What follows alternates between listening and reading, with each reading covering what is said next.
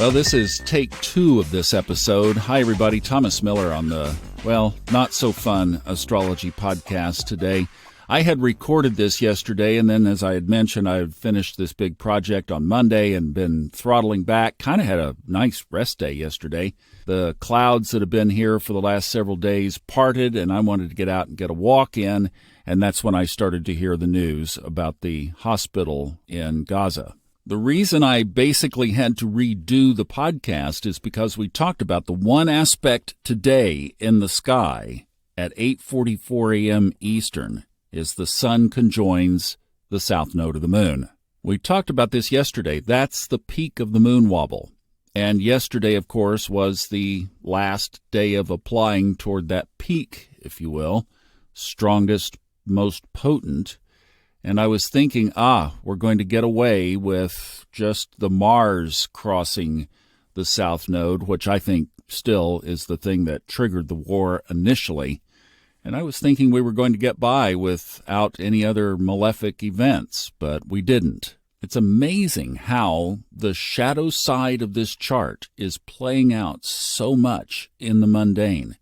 And it's giving all of us the opportunity to choose what we're going to be doing here. And it makes it very conscious, because if you're listening, that we've been talking about this, that you have the choice and you're aware of both sides of this. So some people are going wonky. I mean, I saw it again, heard it again yesterday. Somebody with a spiritual practice that just kind of had ridden the rails. So it's out there, but boy, in the mundane, is it ever out there? And we have another player coming to the table. Mercury is quickly catching up with the sun, and Mercury and the sun over the next couple of days are both going to directly square Pluto. Mercury is Friday night, and then the sun is Saturday morning. And now that this has happened, I'm a lot more concerned about that square to Pluto from both planets. Mercury being a trigger in and of itself, and also the sun squaring Pluto has some pretty ominous overtones as well. And Pluto represents things that we don't want to see in the collective. So let's just, this thing is taking so many dark turns. We just need to continue to pray. Fortunately, this triggering astrology that got this thing started is starting to break up, and that's a good thing. Another thing that will be dissolving next week, mid-next week, is that trine between Pluto and Uranus. Remember, in the build-up to this, we had a grand Earth trine, Pluto, Uranus, and Mercury was in Virgo. Of course, Mercury has moved off, so the only leg remaining is that Pluto-Uranus leg, and it will be falling away by mid-next week. Depends on how wide of an orb you want to follow, whether it's Monday, Tuesday, or at least by Wednesday it's gone. But obviously, when you're at war, there are going to be Uranian surprises, and that's the unfortunate part. So the aspect will be gone. If we could get the mundane to catch up with that, that would just be wonderful. But back to the south node and that little pile-up right there. Mercury will cross over it early in the morning, like 1:35 Eastern in the morning. Sun passes over it today, so they start to clear. Actually, they will pull away faster than Mars, but at least everybody will be waving goodbye to the south node, and eventually it will just be sitting there by itself. That will be a relief. And has this not been a study in just how powerful the nodes of the moon can be? I don't study Vedic, but of course they call them Rahu and Ketu, and basically they have both negative characteristics. But wow, and I don't go there because obviously I think there's polarity in the chart. But boy, we sure have seen this south node very active with that north node in the warrior sign of Aries. And as we have discussed several times, how it correlates to all these major wars and conflicts for the United States, and looks like we'll be in this one as well. Now, let's find some positive that we can focus on. Well, one is, as I said, everything is moving past that south node. Hey, goodbye. And even though the sun and Mercury will peel off, there still will be this square between Pluto and the nodes. And that's the one thing that I think still concerns us.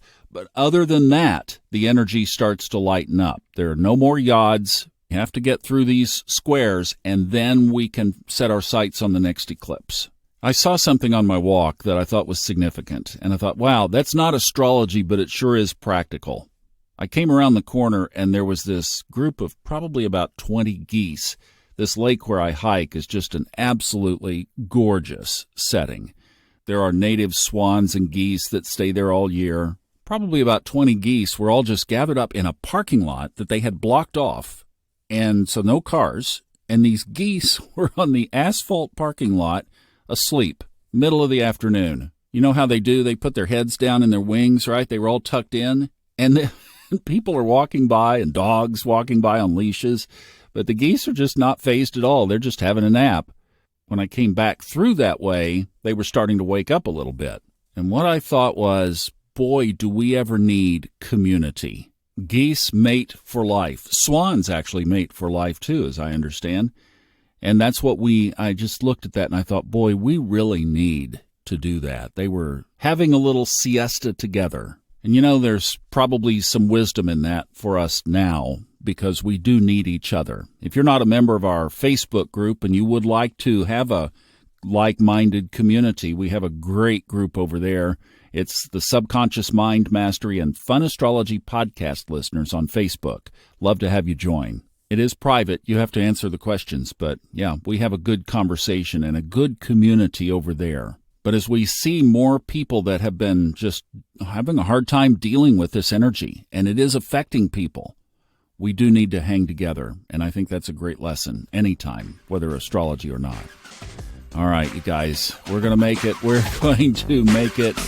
Just a lot of love and especially prayers for all the souls who have been affected by this negatively. And we just pray for peace. We do. We pray for peace. I'll see you back tomorrow.